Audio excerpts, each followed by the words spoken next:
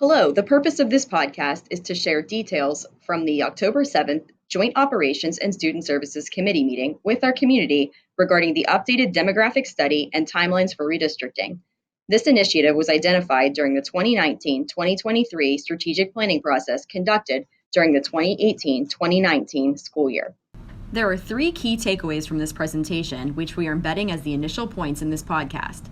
The slides that follow will include a much higher level of detail as well as background information. During the October 7th Joint Operations and Student Services Committee meeting, consensus was achieved regarding these 3 points. First, we will be conducting an updated demographic study to better understand the enrollment trends in the district. This study will occur this school year in 2019-2020. Second, we will not be redistricting students in the 2020-2021 school year. We were able to maintain the current K-3 boundaries for the 2020-21 school year. Lastly, we will be redistricting and updating our K-3 school boundaries in 2021-2022. We are fortunate to live in a dynamic community with a quality school system and both commercial and residential growth. Long-range planning in all areas of programming and operations is critical for success. The specific topic of demographics, enrollment, and building capacity are contained within the strategic plan. In addition to the areas of new construction, we know that Pine and Richland townships provide an attractive place for families with school-age children or parents planning to start a family. The quality of our school district and the wide range of opportunities available is an important consideration for those families. Under the Finance and Operations category within our 2019-2023 District Strategic Plan, and the long-term goal related to long-range budget planning, is an initiative to evaluate the 2016 demographic study versus the actual enrollment data. Conducting an update of this study will provide a better understanding of the enrollment trends across our K-3 buildings. As a next step in the process, we will update the demographic study during the 2019-2020 school year.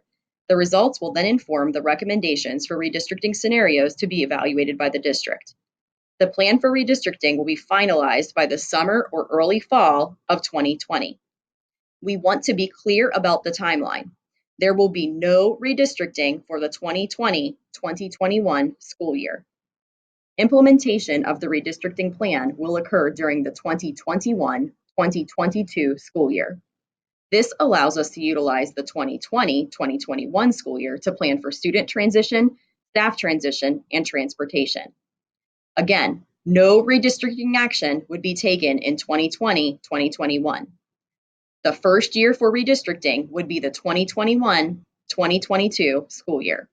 A commitment to this timeline was achieved at the October 7th committee meeting.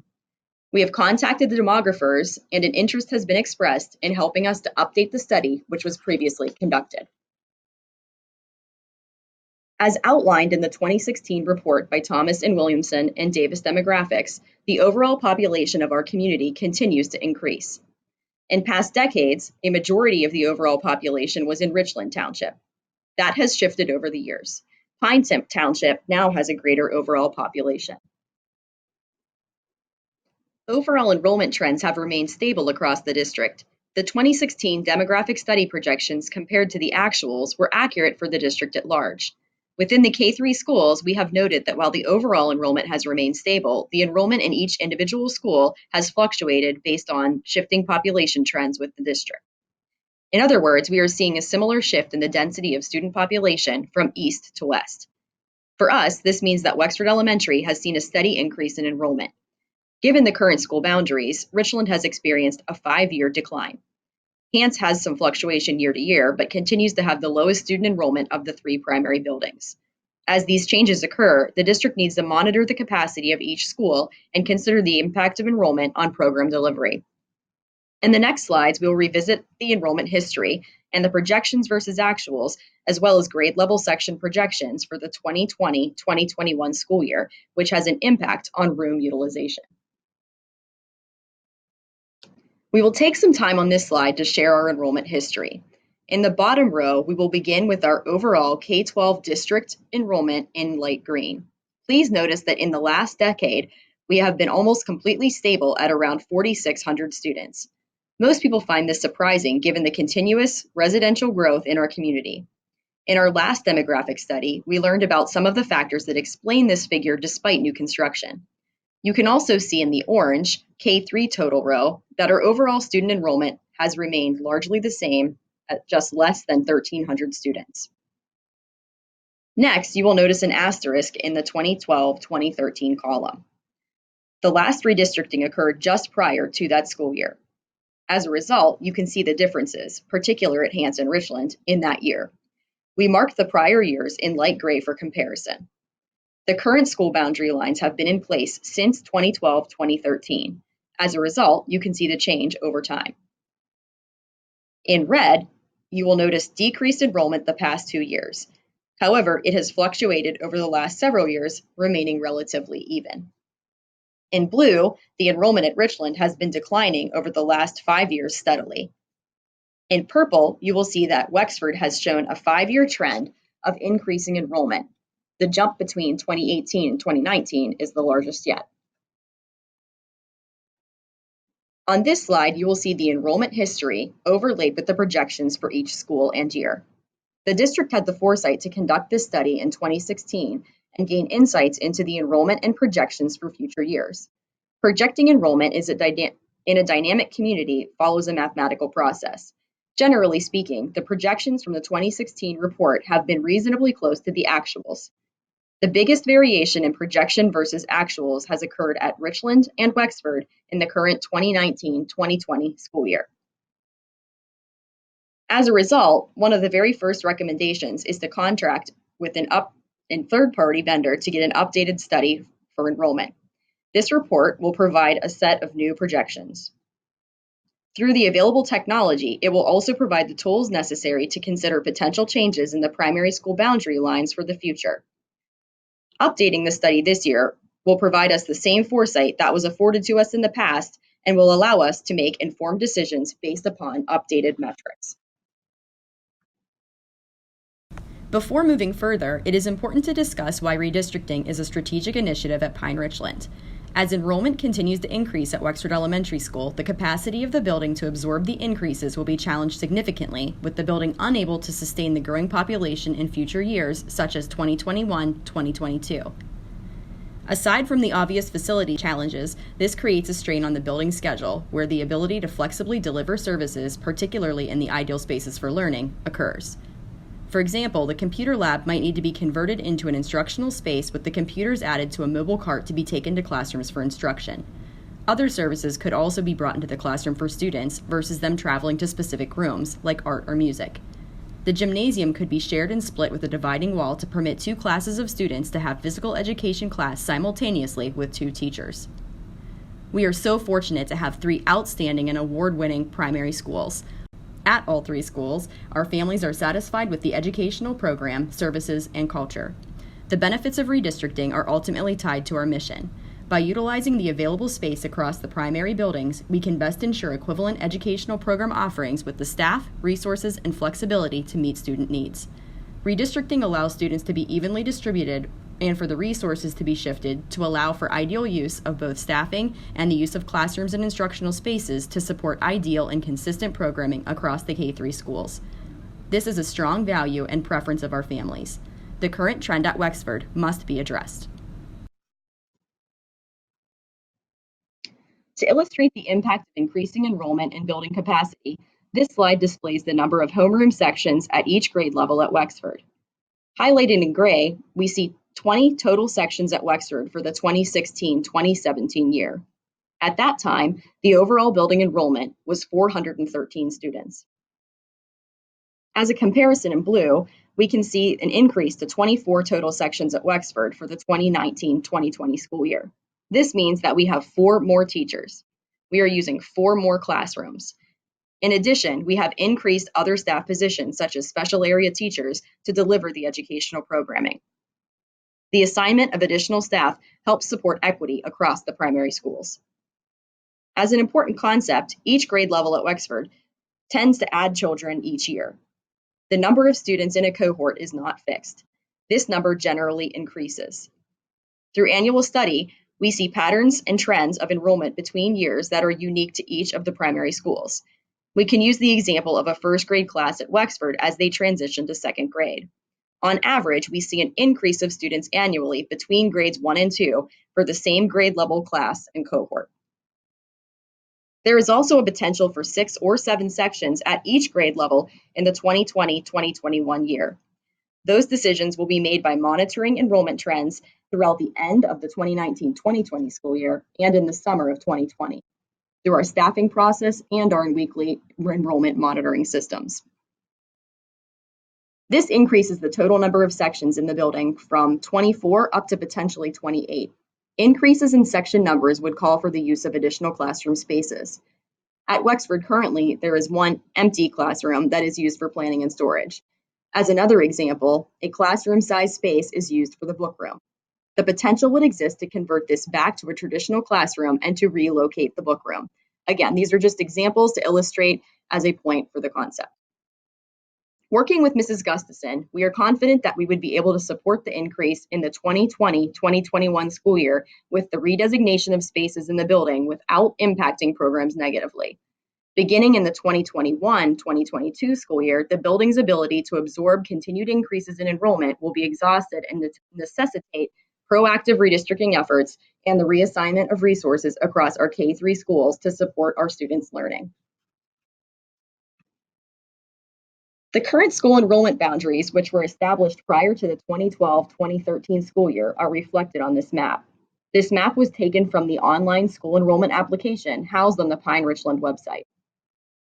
Since the last demographic study in 2016, we now have an additional 3 years of enrollment history. The third-party company can use this additional information to update projections and plan for the future of the district. One of the benefits of conducting the updated demographic study is that the third-party demographers will leverage the enrollment projections to update a map of enrollment zones and potential alternate enrollment zones for the consideration in redistricting plans. When we engage our third-party demographers in updating the study, we are able to determine the full scope of work to be accomplished. Out of a comprehensive menu of available services, we find 2 pieces of guidance to be most important. We will be asking for the demographers to include the following 2 elements in their work. First, updated enrollment trends and demographics, and second, possible redistricting scenarios for consideration with facilities usage projections, as in percent loading. Once the study has been conducted and is utilized to inform the guidance of our demographers, we will finalize a plan in the summer or early fall of 2020 to be implemented in the 2021-2022 school year. We will then take time as a district during the 2020-2021 school year to work through logistics related to transportation redesign and to ensure a successful transition of any impacted students and families to a new school of enrollment. One important factor to consider is that despite the increasing enrollment at Wexford projected continuing into the 2020-2021 school year, there is enough capacity at Wexford to maintain the current boundaries for that school year with little or no impact on the program delivery. During the October 7th committee meeting, we established consensus that we will not conduct any redistricting for the 2020-2021 school year. This time allows us thoughtful consideration of redistricting scenarios throughout the study period, beginning in the fall of 2019 and concluding in the fall of 2020.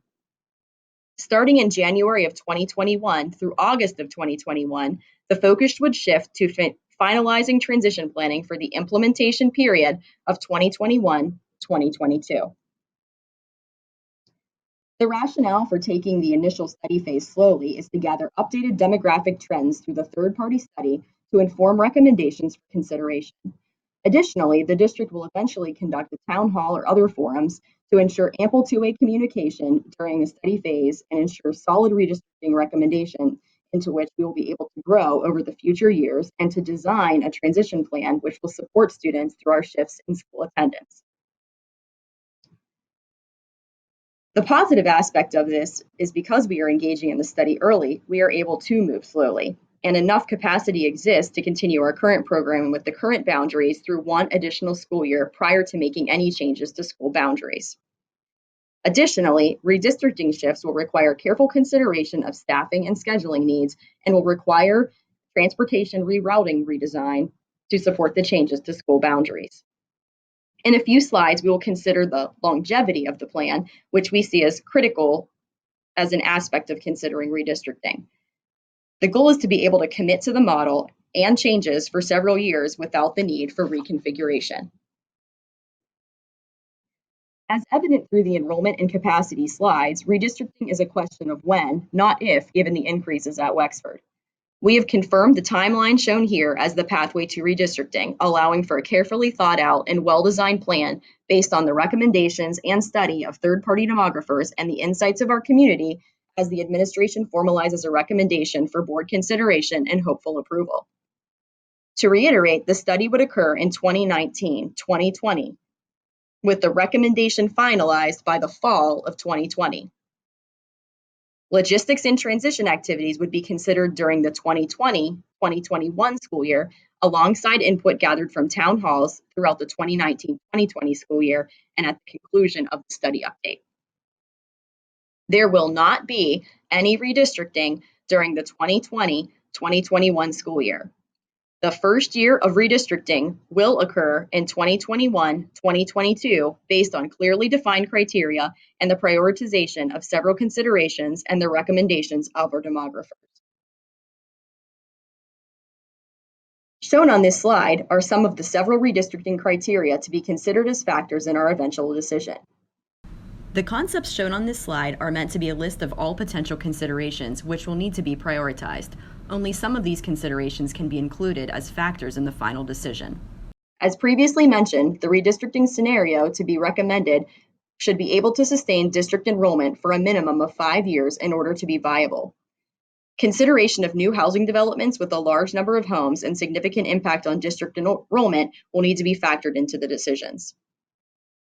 It is critical to understand that year one of redistricting will not depict the ideal model of enrollment balance across the district. We would be growing into the model through proactive measures to ensure sustainability and longevity of the decision and the redistricting scenario into future years. For example, Laurel Grove, the new development being built across from the high school, will need to be factored into the decision. While the students who will one day occupy these homes might not be in attendance in the initial year of redistricting, the longevity of our decision depends upon our foresight and the demographer's guidance regarding factors such as this example of new construction. In addition, the discussion of whether or not the maintenance of neighborhood footprints and the integrity of those is a priority and will be critical. Currently, there are a few housing plans in major roadways from which students are sent to different school buildings. Whether or not neighborhoods or streets have been impacted by prior redistricting will also be a consideration, as well as the concept of having students in attendance at the school closest to their home. When shifting the population, other considerations include the number of students who will ultimately be impacted or affected, and whether it is beneficial to make fewer big moves, for example, an entire neighborhood is shifted, versus many small moves, for example, taking singleton roadways in various areas, to adjust enrollment numbers for each school's catchment area. Evaluation of the need to grandfather students to prevent multiple transitions in a short period of time will also occur, as well as the evaluation of students with special needs and the locations of programming for students with special needs. Lastly, as mentioned previously, the transportation considerations with any of the models will have a significant impact on the planning and preparation for redistricting scenarios. It is our commitment to the community that we will ensure ongoing communications regarding redistricting and the new developments from the study and considerations. For example, leveraging podcasts like this one and housing resources on our district website on a dedicated webpage will be two main forms of communication. In addition, we will utilize our forums such as board meetings, key communicators, PTO meetings, and e-blasts to ensure that the community is kept fully aware of the discussions and has a voice in them through town hall opportunities and through representatives involved in key communicators and other district committees. During the 2020-2021 school year, additional considerations will include planning for staffing at each school with our current staff and staffing approach, reconfiguring classrooms and room utilization in the buildings, the coordination of master schedules, transition and transportation planning, and more. This work will be accomplished in the 2020-2021 school year for implementation in the 2021-22 school year. We acknowledge that the topic of redistricting can cause feelings of uneasiness among the school community, as our parents and students are proud to be a part of Pine Ridgeland. We know this from the satisfaction and engagement surveys conducted each spring. What we know is that the programming across our district at K3 is outstanding and becoming increasingly more consistent and better coordinated across classrooms due to the significant amount of time dedicated to curriculum development, new resources, common assessments, and grade level planning sessions during in-services and throughout the year using electronic meetings such as Google Hangout. We are proud of each of our schools and fortunate to be able to offer a cutting-edge education to all the students across the district, regardless of school of attendance. We are committed to continuously improving while being good stewards of the resources afforded to us by taxpayer dollars and state and federal funding. Please continue to check back to our webpage dedicated to the demographic study as well as redistricting for additional information. We will share additional podcasts and electronic updates while also offering information at the school board meetings and by generating frequently asked question sources once we gather the information from the initial study to inform our efforts and decisions ahead. We thank you for taking the time to view this podcast and encourage you to watch it again and redirect others to this source as a place to gain factual information. We look forward to engaging with you over the years ahead to plan for this important transition and to safeguard our educational program delivery and future as a district. Thank you.